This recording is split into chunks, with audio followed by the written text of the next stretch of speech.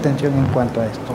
Nos preguntaban, ¿se encuentra la iglesia en el Antiguo Testamento?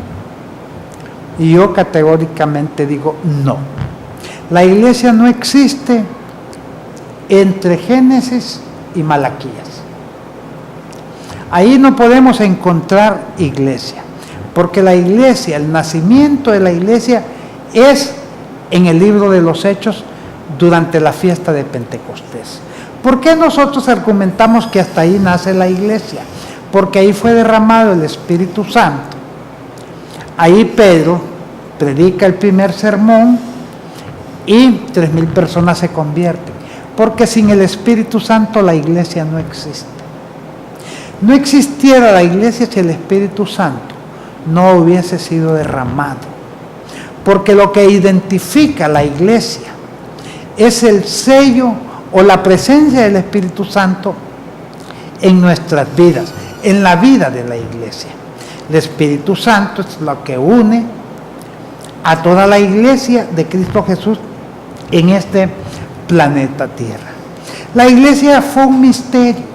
Dios jamás dijo nada de la iglesia hasta que Jesús mismo lo reveló con su propia boca, con sus propias palabras, cuando le dijo al apóstol Pedro: sobre esta confesión voy a edificar mi iglesia. Pedro, sobre esta roca edificaré mi iglesia. Ven, hay un término, edificaré.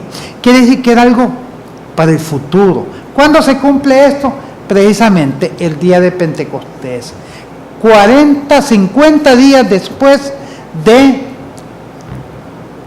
que Jesús había resucitado.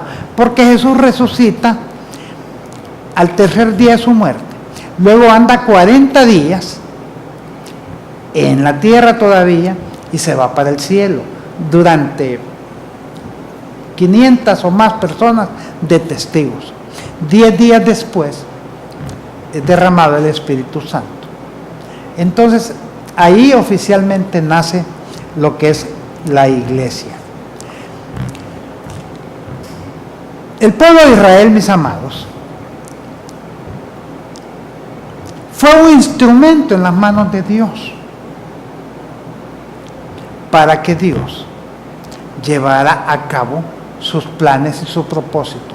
Recuerden que Israel es el pueblo que Dios saca de Egipto y Dios lo forma en el desierto. 40 años. No formando los que murieron, formando las nuevas generaciones. Esos 40 años sirvieron para que todos los viejos que salieran de Egipto murieran en el desierto. Porque Dios no podía meter a tierra prometida a estos viejos que venían con una mente que ya nadie los podía cambiar. Si pasaban renegando por ajos y por cebollas, pasaban haciendo ídolos, porque habían copiado y aprendido todo de los egipcios. Entonces Dios, en su sapiencia, dijo: a estos no los puedo entrar o meter a la tierra prometida porque me van a contaminar esta nueva generación. Y esos 40 años del pueblo de Israel en el desierto sirve para eliminar a todos los viejos, y se los digo de esta forma, pero para formar a la juventud, que entran al mando de Josué y de Caleb. Imagínense que Moisés mismo, Dios no le permitió entrar a la tierra prometida. Él la contempló, la vio, pero no obtuvo el privilegio de entrar a la tierra prometida. Este pueblo llegó a ser el pueblo totalmente formado directamente por Dios. Dios les inculcó sus valores, sus principios, sus leyes, sus mandamientos. Porque ¿cuál era el fin que Dios percibía con el pueblo de Israel? Era sacar de sus lomos al Salvador del mundo, a Cristo Jesús. Para esto fue un instrumento el pueblo de Israel.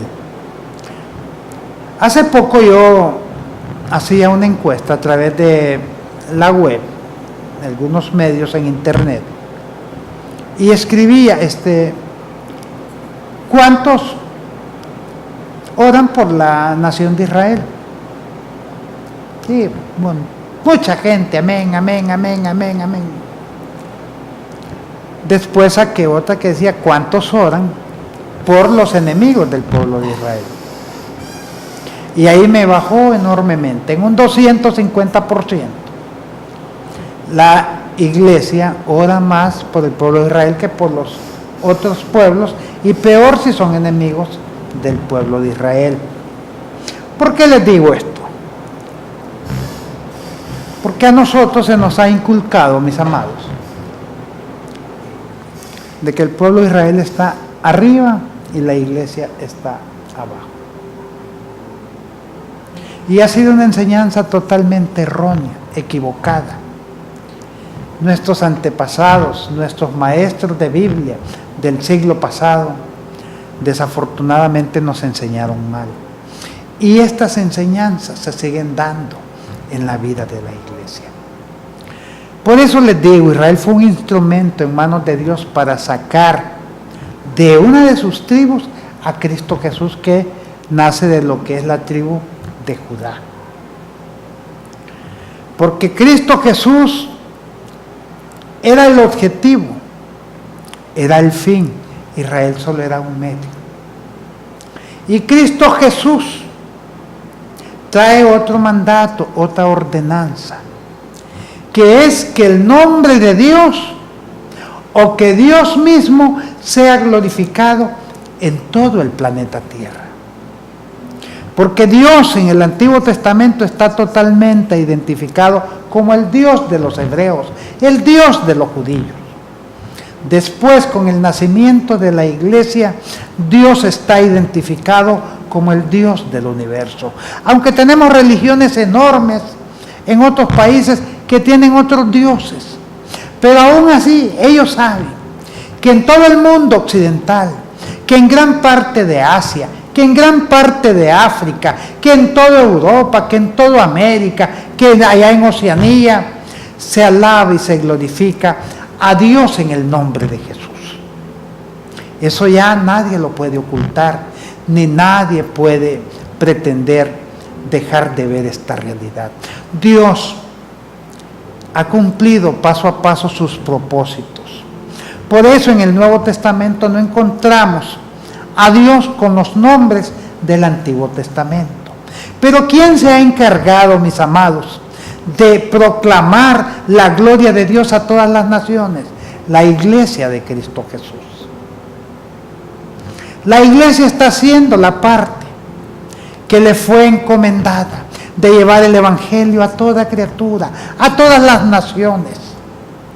Al pueblo de Israel se le encomendó guardarse, no contaminarse, amar a sus enemigos, pero maldecir a sus enemigos.